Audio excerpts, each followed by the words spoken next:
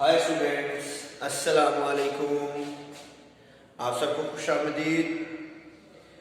हमने last video में play 1 के बारे में पढ़ा था और आज हम अगेन बुक 3 को डिस्कस करेंगे। बुक 3 में हम प्ले 2 ले लेंगे जिसका नाम होगा visit to a small planet.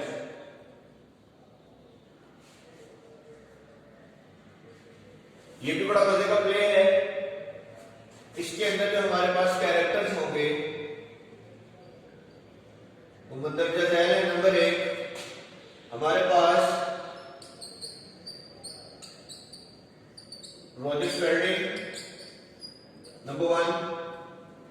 Number 2 Mrs Spalding जो कि वाइफ है इसकी। उसके बाद हमारे पास थर्ड कैरेक्टर है एलन। ये कौन होगी? ये होगी डॉक्टर किनकी? इनकी। उसके बाद हमारे पास नेक्स्ट कैरेक्टर है वो है जॉन। जॉन कौन है? ये बॉयफ्रेंड है, बॉयफ्रेंड ऑफ एलन। और इसके बाद जो हमारे पास कैरेक्टर है वो है क्रिटन। ये आउटर स्पेस से आया है। इसके बाद हमारे पास कैरेक्टर है वो है जनरल पावर्स। ये आर्मी से बिलोंग करता है। इसमें काफी सारी चीजें डिस्कस की गई हैं स्टूडेंट्स। इसके अंदर जो इंपॉर्टेंट चीज डिस्कस की गई है वो ये है कि एक हमारे दरमियान में गैप आ रहा है। Gap between young and old. तो स्टूडेंट्स इसके बाद हमने गैप जो है वो देखना है बिटवीन यंग एंड ओल्ड। और उसके अलावा जो दूसरी चीज में आएगी हमारे पास वो होगी हमारी जो अभी तक की जो इंप्रूवमेंट है। इंप्रूवमेंट क्या है ह्यूमन बीइंग्स की, कि हम इस वक्त 21st सेंचुरी में तो आ गए हैं। तो क्या ये जो 21 सदियां हमने इस जमीन के ऊपर गुजार दी है इंसान ने, क्या इंसान के अंदर कोई पॉजिटिविटी आई है या नेगेटिविटी आई है? यानी पॉजिटिविटी और नेगेटिविटी को जब हम कंपेयर एंड कंट्रास्ट करेंगे तो रेशो किसकी ज्यादा बढ़ रही है? हम इसके बारे में डिस्कस करने वाले हैं इस वीडियो के अंदर। मैं आपको थोड़ी सी इंफॉर्मेशन और दे देता हूँ रॉजर स्पेल्डिंग के बारे में कि ये एक टीवी जो है वो कमेंटेटर है ये। और जो जॉन है ये एक फार्मर है, किसान है। और जो क्रिटन है इसके बारे में आप कह सकते हो कि ये क्या है? एक एलियन। अब मैं आपको मजे की कहानी सुनाता हूं। जब ये प्ले स्टार्ट होता है ना तो इस प्ले के अंदर हम देखते हैं कि एक घर का मंजर है। और वो जो घर है ये visit to the small planet, जो ये प्ले है ये कहां से स्टार्ट हुआ था? ये बेसिकली मेरीलैंड जो है जगह का नाम है इधर अमेरिका में, वहां पे ये प्ले स्टार्ट हो रहा है। हम देखते हैं कि घर का मंजर, उस घर के अंदर एक रूम है जो इस तरह से डिस्प्ले किया जा रहा है कि जैसे उसके अंदर कोई टीवी शो हो रहा है, कोई टॉक शो हो रहा है। उसको होस्ट कौन कर रहे हैं? रॉजर स्पेल्डिंग होस्ट कर रहे हैं। और इसकी हेल्प के लिए कैमरामैन, टेक्नीशियन वगैरह मौजूद है। तो इसमें डिस्कस की जा रही है इसके बारे में, एलियंस के बारे में डिस्कस किया जा रहा है कि दुनिया में कोई एलियंस नहीं है। और ये जो आसमान के ऊपर आपको उड़ती हुई चीज नजर आ रही है ये एक शहाब साकिब, एक मेटेओर है, इसके अलावा कुछ नहीं है। और वो बड़े वसूख से कह रहे हैं कि मुझे जनरल पावर्स ने, आर्मी वालों ने श्योर किया है कि आसमान पे उड़ती हुई चीज कुछ नहीं है। यानी जब ये प्ले स्टार्ट होता है तो दिखाया जाता है कि ऐसे करके कोई चीज जो ना उड़ती हुई आ रही, आग बना के उड़ती हुई आ रही है।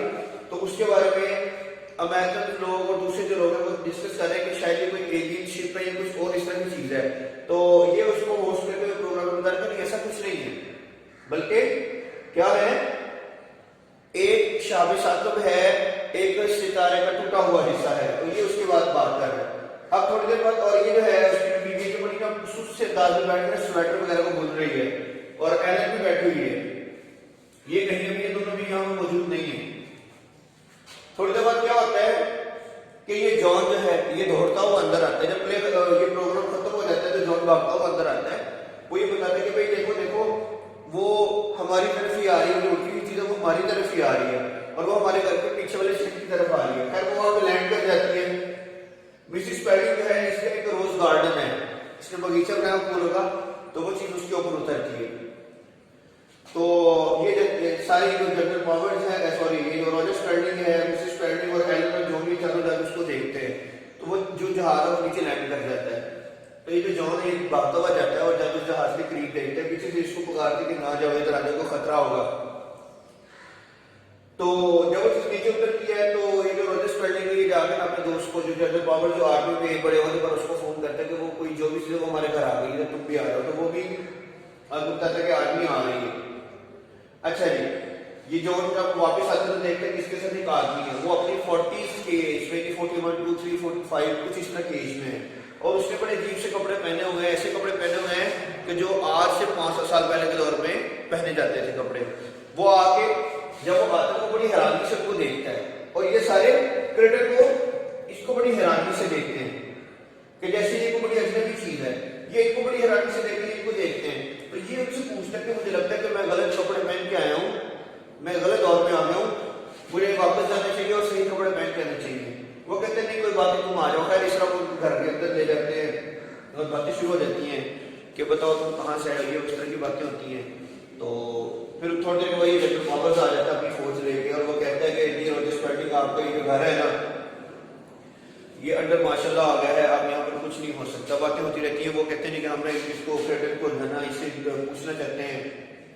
वो उसको क्रेटन से पूछते हैं तुम कहाँ से आए हो, तो क्रेटन उसको कहता है जनरल पावर्स को तुम नहीं समझ सकते मैं कहाँ से आया हूँ, मैं तुम्हारी जमीन और तुम्हारा ये जो सोलर सिस्टम है, ये जो तुम्हारी गैलेक्सी में कहीं से और आया हूँ, यहाँ से नहीं आया हूँ, तो तुम नहीं समझ सकोगे।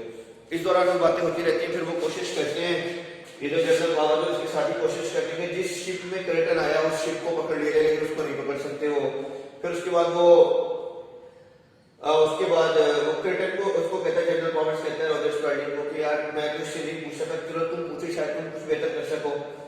वो उससे पूछता है, वो उसको थोड़ा सा बहुत बताता है। तो क्रेटन बताता है कि जो एक अहम काम मैं कर सकता हूँ ये है कि मैं तुम लोगों के दिमाग में जो चलने वाले ख्यालात हैं मैं उनको पढ़ सकता हूँ, मैं अपने ख्यालात को कंट्रोल कर सकता हूँ जो तुम नहीं कर सकते हो। तो मुझे अच्छा लगता है तुम लोगों के बारे में पढ़ना, तुम लोगों के बारे में जानना, तुम लोगों को देखना। मैंने बड़ी स्टडी की, इसलिए मैं वापस जमीन पर आया हूँ ताकि आपके साथ रह सकूं। फिर मुझे पूछते हैं कि बताओ स्पेस कैसी होता था कि स्पेस डल है और तुम लोग बड़ी अच्छी लाइफ गुजार रहे हो। तो वो से पूछते हैं कि तेरे आने का पर्पज क्या है, तुम क्यों आए हो। तो पहले तो वो ये बताता है कि मैं एक हॉबीस्ट हूँ, मैं मशगला पसंद हूँ, मेरी हॉबी है घूमना फिरना, स्टडी करना। तो मैं तुम लोगों को स्टडी किया है, तुम्हारे 5 बड़े आजम हैं और पानी ज्यादा पानी है, फिर खुशकी कम है और इस तरह की वो बातें करता है।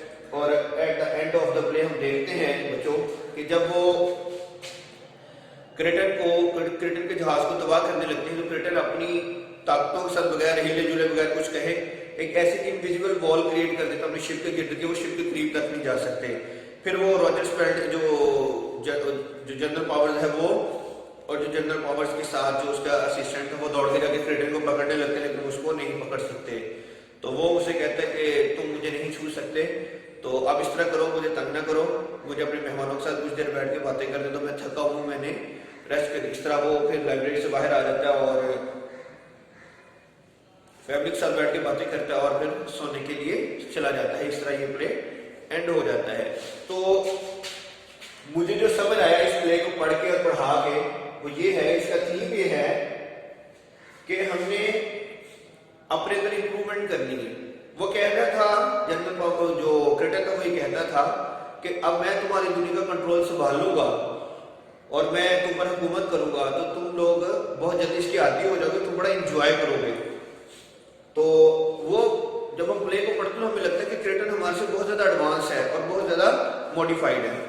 तो इस प्ले से यही समझ आ रही है कि अभी हम 21st सेंचुरी में आ जाने के बावजूद still we are under developing, we are in working, we haven't improved ourselves to the extent that we should have. तो अगर हम अपने अंदर से ये जो जेलसी है, ये जो प्रेजुडिस है, ये जो हेट्रेड है और ये जो एंगर है और ये जो बैक बाइटिंग है और इस तरह की जितनी नेगेटिव फीलिंग्स है हमारे अंदर, अगर हम इनको खत्म नहीं करते तो दुनिया में हम जितने मर्जी टेक्नोलॉजिकली एडवांस क्या कर लें अपने आप को, जो कुछ मर्जी हम चांद पर चले जाएं, हम आसमान पर चले जाएं, लेकिन अगर हम इन नेगेटिव फीलिंग्स को अपने अंदर से नहीं निकालते तो it means we are not improved yet. तो अपने आप को इम्प्रूवमेंट की तरफ लाने के लिए हमें इन तमाम नेगेटिव फीलिंग्स को निकालना होगा। जब हम इन चीजों को निकालेंगे तो हम इम्प्रूव हो जाएंगे। I hope you have understood the theme and the story and about the characters of this play. Thank you.